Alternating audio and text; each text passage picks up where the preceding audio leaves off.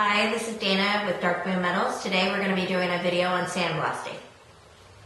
Hey YouTube! Sandblasting is a really common process in today's day and age for removing surface rust, paint, and other debris from metal. Now what we have here are two wind chimes. These are for a client. We are basically sandblasting them and preparing them for powder coating. Now sandblasting is one of the best way to clean the surfaces, especially on these, because they're very odd in shape. They're not very easy to wire, wheel, or sand. So sandblasting is the best alternative for the job. Dana's going to demonstrate in a few moments.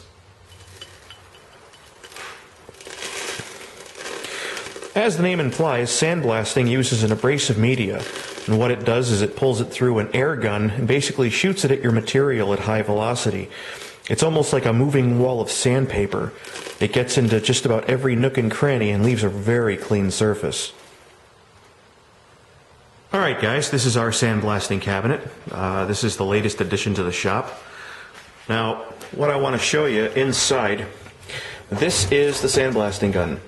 There's two lines going into the gun. The yellow line is for the compressed air. The black line is what actually pulls the sand up from underneath this mesh screen into the gun and out through the nozzle.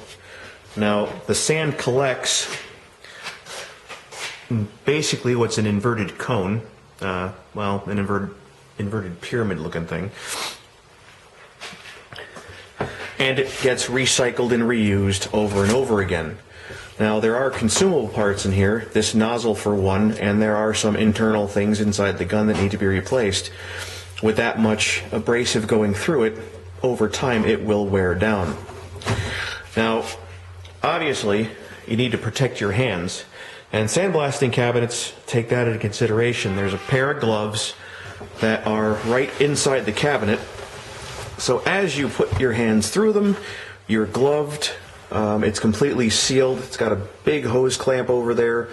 And you are completely protected. And it gives you enough dexterity where you can get in there, you can use the gun, and sandblast your parts.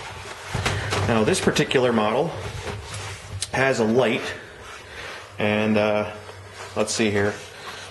Now that is a compact fluorescent bulb, and we blew up the first bulb that we had in there. We had a regular incandescent bulb, and they sell an acrylic enclosure for the light bulb that protects it.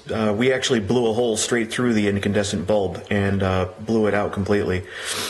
So what I did is I put an incandescent bulb in here, and instead of paying $60 for the acrylic protector for the bulb, this is a mayonnaise jar. I cut a hole through the lid, put it on a screw that was sticking out just a little bit with a nut. I can unscrew that, I can replace the bulb whenever I want, and you know, for something that would have wound up in my recycle bin, I saved myself 60 bucks. Now this particular sandblaster has two doors. It has the big door up top and it has a little door on the side. Now, I'm not going to use the little door that much because, you know, we're kind of cramped for space and it's right up against the toolbox. So, how I get my parts in and out of the sandblasting cabinet is by opening and closing this plexiglass lid. Now, they sell protectors for these plexiglass tops. Basically, it's a plastic sheet that goes on the inside of it and really does prolong the length of the plexi. For those of you who've ever seen the dirt bike helmets that have the plastic sheets that you just rip off if you get mud on them, and you have a brand new fresh field of vision every time you rip the sheet off. This is regular, looks like 3/16 plexi. So if you did have to replace it, really all you had to do is go to Home Depot, get yourself a decent drill bit, drill yourself 4 holes, and you can make a brand new plexiglass cover if you ever had to. The only other consumable parts, you have the gloves. They will wear down over time. You know, it's rubber. Rubber never lasts forever. Like I said before, the nozzle and the gun. And of course you're going to have to replace your light bulb from time to time, and if you're like me, you'll have to get a new mayonnaise jar every once in a while. But that's really all there is to it. It's not a very complex system. There's not a whole heck of a lot of stuff to learn. And it's very, very useful to the shop, and I'm really enjoying this thing. Now the sandblasting cabinet isn't all that loud in and of itself. But since I'm going to be standing right next to the air compressor, I'm going to be putting on some hearing protection.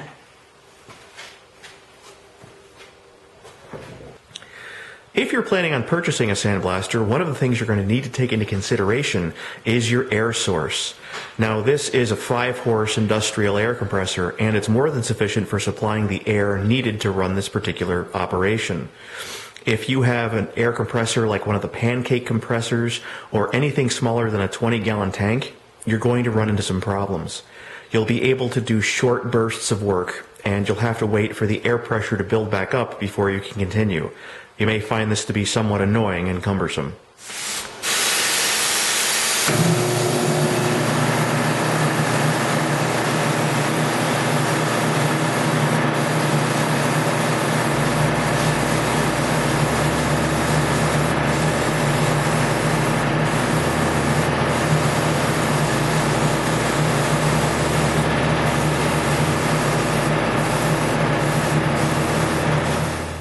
Now, we do have to spread these apart slightly for the sandblasting process. We have to be able to get the gun inside of the chime. The one in the back is folded up again. That's what it's going to look like. Now, the surface came out really good. Dana took a lot of time doing this and did a really good job on it. So the powder coater shouldn't have any problem given these guys a really durable finish. Now, one of the things that I want to try, I've been dying to do this for a while now, I found a pair of blacksmith tongs at a scrapyard, and if I told you what I'd pay for these, you might actually be a little bit envious. I picked these up for scrap weight. I think I paid $1.06, and I'm going to put these in the sandblaster, and I'm going to see if I can clean these up a bit. Sandblaster is really good for restoration work.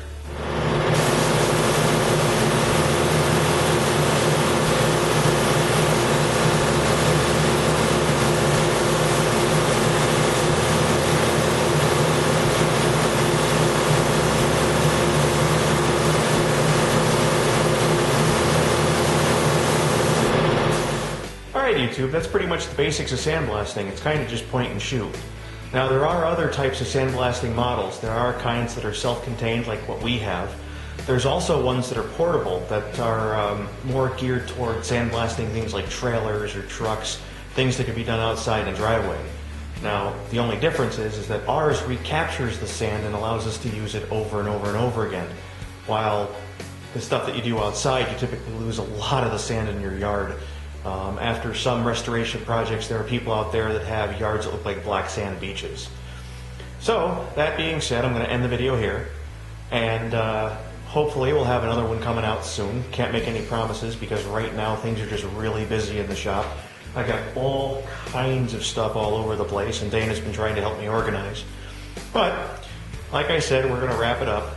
So, for now, I'm Jeff. And I'm Dana. And this is Darkmoon Metals. We'll see you again soon.